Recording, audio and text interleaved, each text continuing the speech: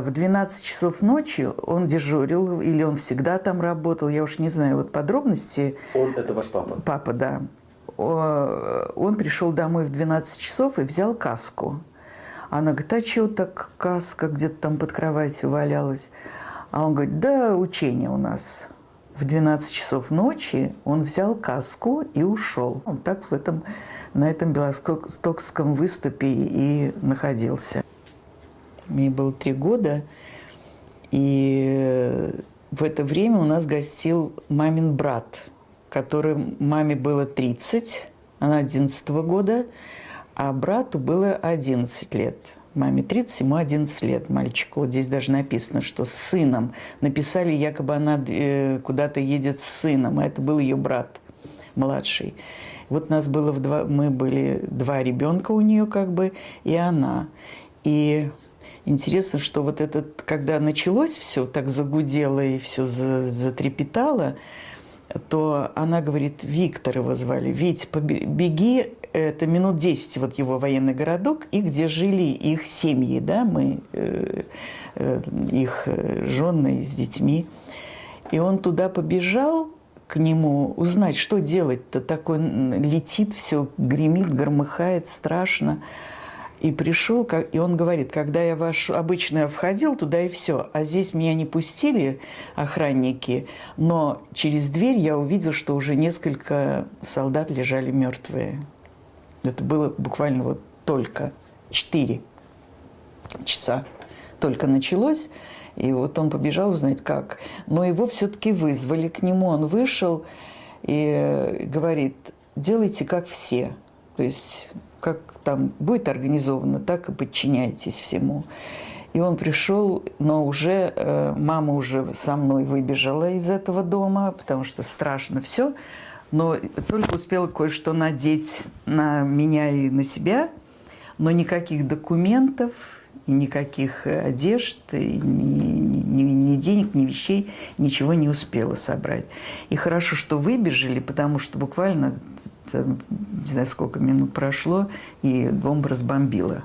Как еще уцелели, не знаю. А когда погрузили на грузовик всех этих вот семьи, которые там успели выскочить, то машина в панике поехала на запад.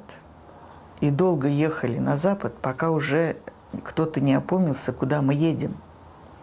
Ну, развернулись и поехали куда надо, на вокзал, очевидно, железнодорожный. И нас посадили в эти теплушки, называется, где возили скот. И мы там, значит, ехали я, вот этот дядя мой, который мамин брат, 11-летний мальчик.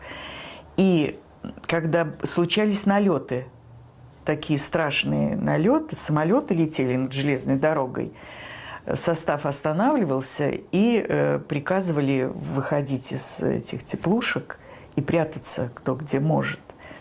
Я этого не помню. Мама рассказывает, что такие страшные были налеты, что она затыкала мне уши руками.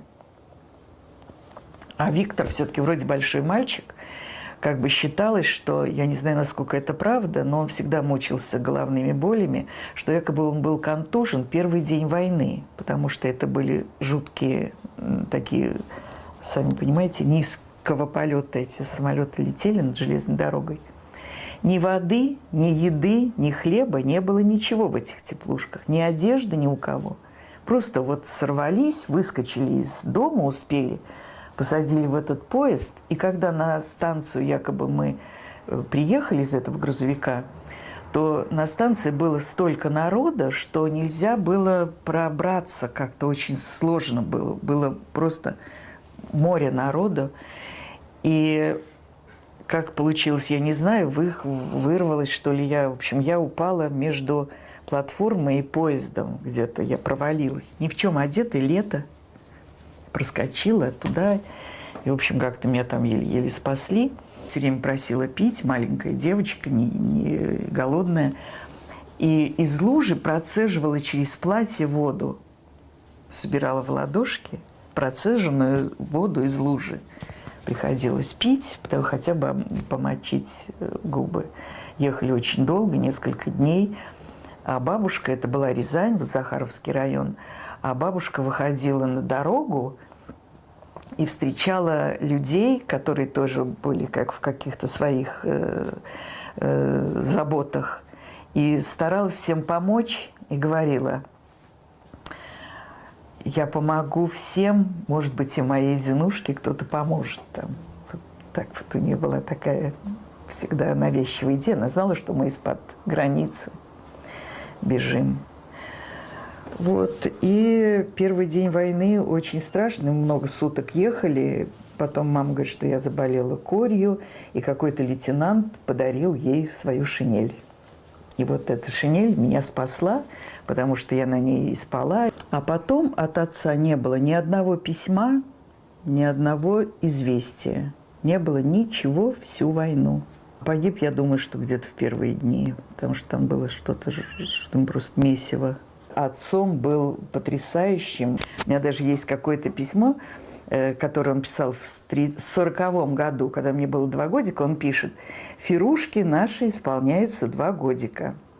Муку достать трудно, несмотря на то, что вот они где-то там к Европе близко. Но обещали, испечем пирог и там что-то еще. Продуктов нет, но тем не менее вот будем отмечать 2 годика». Вот это письмо единственное за все от него, единственное, что осталось.